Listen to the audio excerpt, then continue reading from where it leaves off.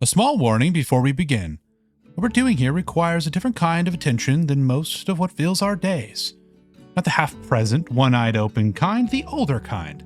Step out of the mechanistic world for a moment and back into the human one.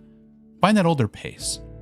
The one where something warm is poured and actually tasted, where you sit with a thing long enough for it to mean something. Where the pipe, if there is one, marks not just a habit, but a moment worth inhabiting. When was the last time you let something arrive on its own time? What we're reaching for here is real, and real things take a moment to arrive. There are ways of knowing that the textbooks don't have a category for. The scientist measures, the philosopher argues, and both of those things are good and necessary things. There's another kind of knowing, older than both of them, that lives in the story. An image. In the moment a thing lands in your chest before your mind has had a chance to evaluate it. That's what this is, a reaching toward that kind of knowing. Through the great stories, through the oldest ones, through the ones that have survived long enough to have dust on them. Because if something has been carried in human mouths for 3,000 years, maybe it knows something the last 3 years haven't figured out yet. What if the cost of saving something is the inability to enjoy what you saved? What if the cost of saving something is the inability to enjoy what you saved? I want to read you something. Some of you may know it, some of you may not, though I'd be surprised given the movies alone have been watched by half the planet. It comes from a story, one of the great ones, The Lord of the Rings. Stay with me.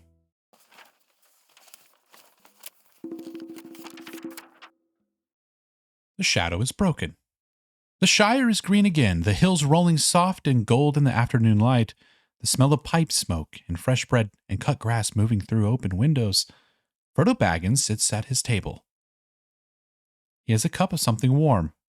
He has the view he grew up with. Down the road, Sam is laughing at something, the way Sam has always laughed. Merry and Pippin ride over on afternoons, and the inn is full and the harvest is good. And the children of the Shire run through the same fields they have always run through. And on the 6th of October, Frodo wakes in the night and puts his hand to his shoulder. He lies there, the Shire quiet around him, the stars through the window the same stars they have always been. In the morning, he sits at the table again. Sam comes by. They talk about the garden, about the weather, about nothing much. Sam watches him the way Sam has always watched him, close, faithful, not missing anything. And at some point in the conversation, Frodo looks out the window at the hill behind Bag End and doesn't come back for a moment. Sam waits. Frodo comes back, picks up his cup, puts it down without drinking. I tried to save the Shire, Sam, but it has been saved. He looks out the window again. But not for me.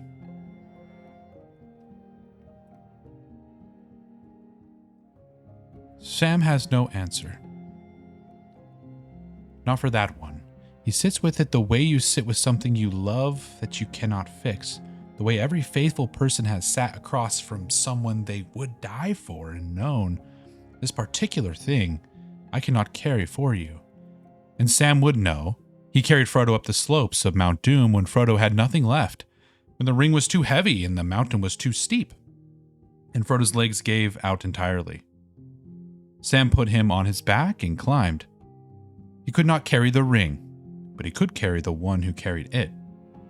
But this is different. This is somewhere Frodo has been that has no path back and no path in. Sam can love him all the way to the edge of it. But Frodo has stood in places Sam never stood. Seen things at the edge of the fire that cannot be unseen. And that seeing belongs to Frodo alone. And so one gray morning, Frodo rides to the sea. He rides with Sam and Merry and Pippin the way they have ridden together 100 times. Nobody says much. The Shire moves around them. The hedgerows, the hills, the smells of it. The particular way the light falls across the fields in the early morning, they ride through all of it.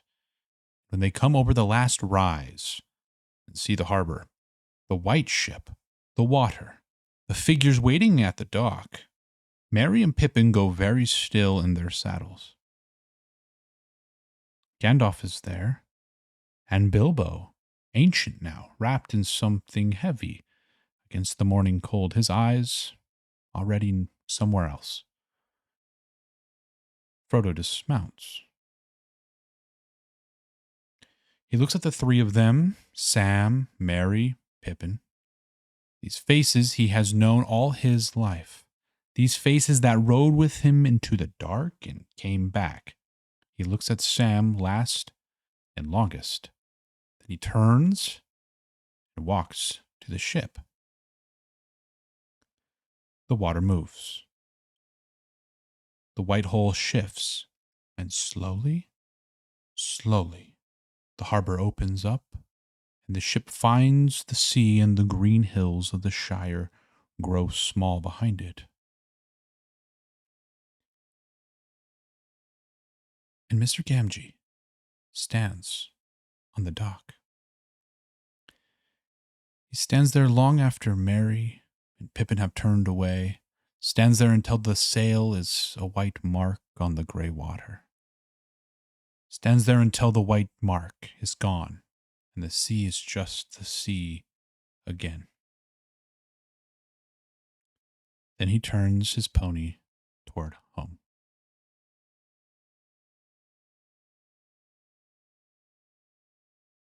There's a moment in a lot of men's lives, and the women who love them, and the women who are them, where they're sitting next to someone on a couch, someone they love. Something comes on the screen, maybe it's a war film, maybe it's a soldier who throws himself on something so the men beside them don't have to. And something in the father, the older brother, the man who has been somewhere, moves. Something in his chest recognizes it, not the Hollywood of it, the truth underneath it. And the person next to him doesn't feel it. The teenager rolls his eyes, maybe says something clever. Yeah, because that's totally what war is like. And the man says nothing, because how do you explain the distance between what you just felt and what the person next to you just dismissed? How do you say no underneath the Hollywood or underneath the manipulation, underneath all the things you are right about? There's something true in there. And I know it's true because I've been somewhere that let me recognize it. You can't say that, not in that moment. So you just sit there with something true in your chest and nowhere to put it. And here's the thing about what that man felt. It wasn't a hunch. It wasn't a feeling the way hunger is a feeling or the way you think you might have heard your name called across the crowded room.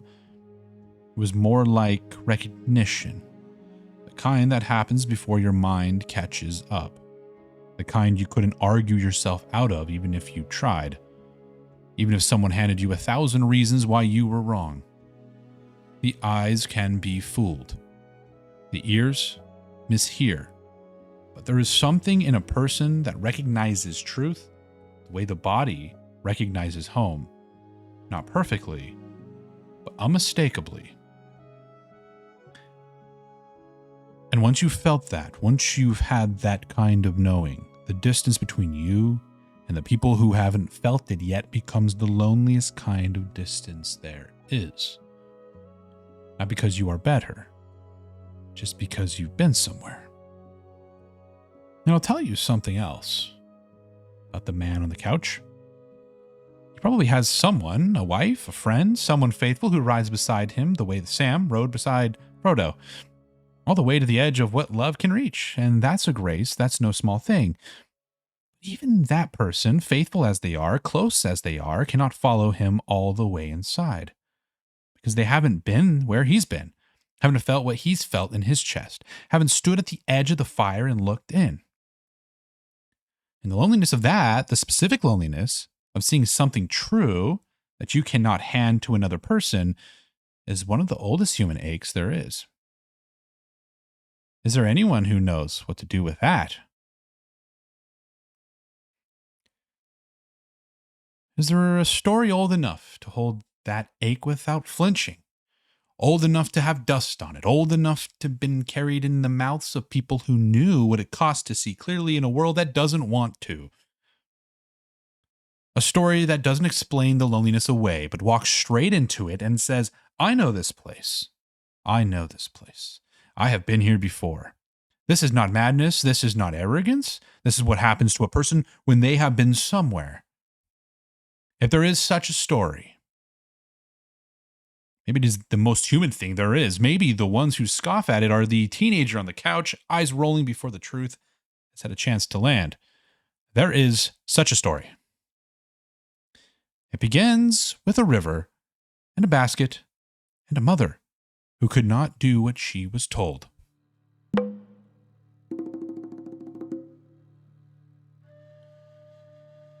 There was a pharaoh who became afraid of a people not his own. They were everywhere now, these sojourners, their roots going down deep into the land. And so he did what frightened, powerful men do.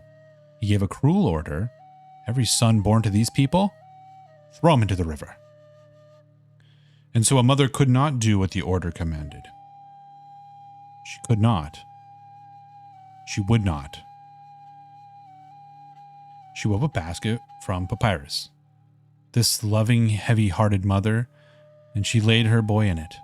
Moses, a man who entered the world on a prayer, a river child. Some tell it that she nestled him into the reeds in such a way as to not be cast away by the current. Some tell it that he floated out over the mighty river. However, I say this makes no trouble. No trouble.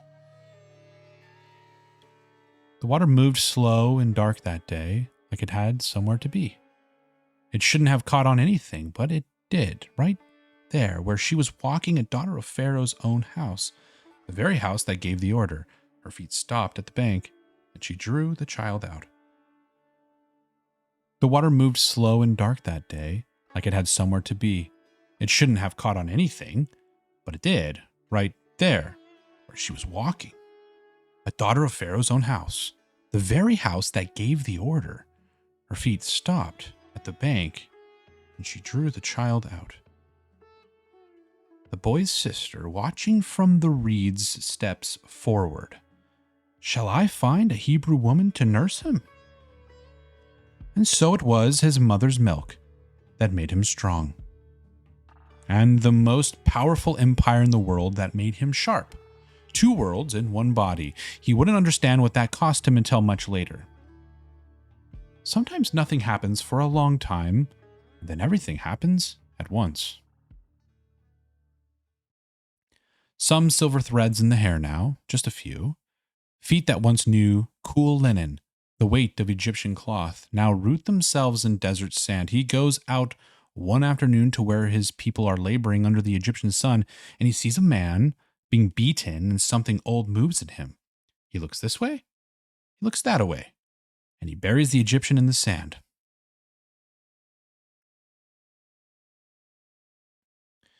Right the next day he goes back, 2 of his own people this time, fighting each other. He steps between them. Why are you striking your fellow Hebrew? And the man turns to him. Who made you ruler and judge over us? He had no answer for that. He still doesn't. Not really.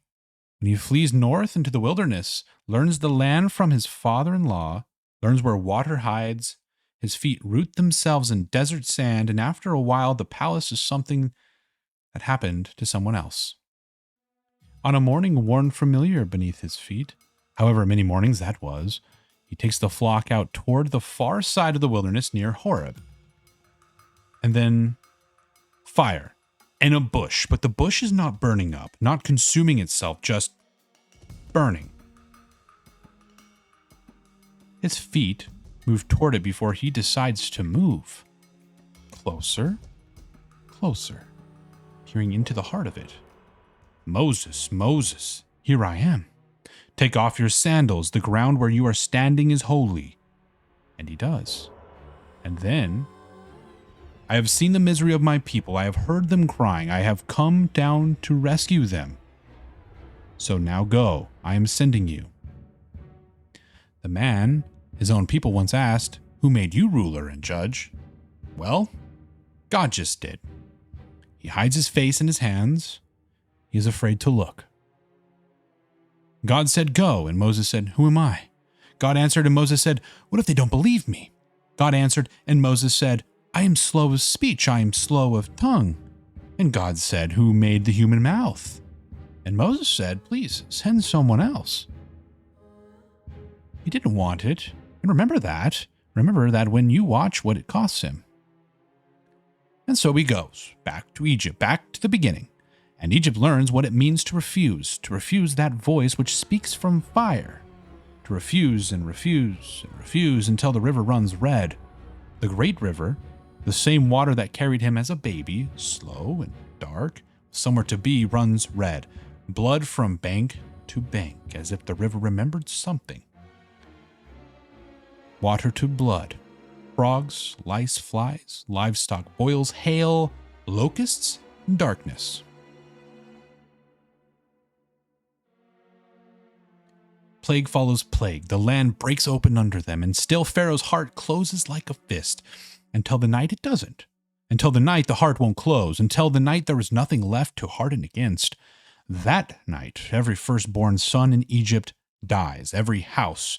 And in the morning Pharaoh's voice is a different voice entirely. Go. Just that. Go. For the sons that did not die, that is another story. And so they go. 600,000 of them, some say more, moving out into the wilderness like a slow river themselves. And then the sea is in front of them, and the Egyptian army is behind them. And Moses lifts his staff, and the water parts. It divides. A road appears where there was no road. They walk through on dry ground, water standing like walls on either side. And when the last Hebrew foot steps out onto the far bank, the sea closes and the army is gone. This should be the end of the story. It feels like the end. Like the thing you've been walking toward has finally arrived. It isn't the end. Not for him. Not for any of us who know how this story goes. This is a stiff-necked people, and what comes next will prove it. Weeks later, just weeks, Moses is up the mountain receiving the law, the very architecture of how his people are to live, and down below. Down below, they have melted their gold and made a calf and are bowing to it. He comes down the mountain with the tablets in his hand, and he hears the singing before he sees it. He has to intercede again, has to stand between his people and the consequences of what they've done. Forgive them, and if not, blot me out of your book. He offers himself in their place. This is what he does. This is what he has always done. It happens again and again. 40 years of wilderness, 40 years of a people who grumble and turn and demand and doubt. 40 years of Moses standing in the gap. And then, the rock. A moment, just one. The people are thirsty and they are ugly about it. The way they have always been ugly about it. Now, the first time this happened, God said, "Strike the rock." And Moses struck it, and water came. But this time God says, "Speak to it." Just speak. And Moses, 40 years of this in his bones, Moses strikes it. Water comes, the people drink. And God says, "Because you did not trust me enough to honor me, you will not bring this assembly into the land I give them." The land I give them, not you, them. And Moses, who had given 40 years toward that word, who had planned for them, prepared for them, who had stood in the gap for them more times than the wilderness has stones, stands on the outside of it, them. 40 years in one moment. Don't make sense of it. It doesn't make the kind of sense we want it to make. Kind of sense where faithfulness is rewarded and the long road leads somewhere you get to rest. It doesn't make that sense. Let it sit the way it sits.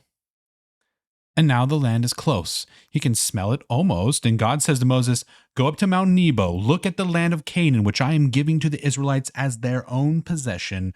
You will see it, but you will not cross over into it." So he climbs, alone. And from the top, God shows him everything, all of it, every direction, the valleys and the hills and the far country and the water and the green, the good and spacious land. The land his people will wake up in tomorrow.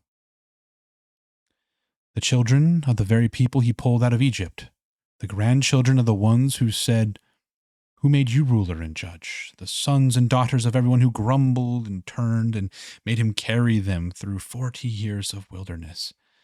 They will wake up tomorrow in the promised land, and he will not. He saved something he will never get to touch. Carried something across a distance he will never get to cross. And somewhere in that, somewhere in the severity of it and the silence of it, is a truth about what it costs to be the one who leads others home. He sees it all. The water moved slow and dark the day his mother laid him in the river. It had somewhere to be. It carried him there. To this mountain, to this view, to this sky, and Moses, the servant of God, died there. And no one knows where he is buried, not to this day. Some say he wasn't buried at all. Some say he was taken. The man who led his people to the threshold was himself carried across a different one, to somewhere we don't have a name for. I think of another small and unlikely one, a hobbit from the Shire, from a people who loved comfort and good meals and the smell of cut grass, who saved something he could never go back to, who sailed into the west on a gray morning while Mr. Gamgee stood on the dock and watched until there was nothing left to watch. Moses entered the world on water, a basket, a river, a current that had somewhere to be. Frodo left it on water, a ship, a gray morning, a sea moving towards shores we don't have maps for. One carried in, one carried out. Both of them moved by something larger than themselves to somewhere their feet couldn't walk. Both of them, the ones who carried others home, carried home themselves. Maybe that is what waits on the other side of the cost. Not the land everyone else wakes up in, not the Shire everyone else gets to keep. Something else. Something further in and further up. A deeper country.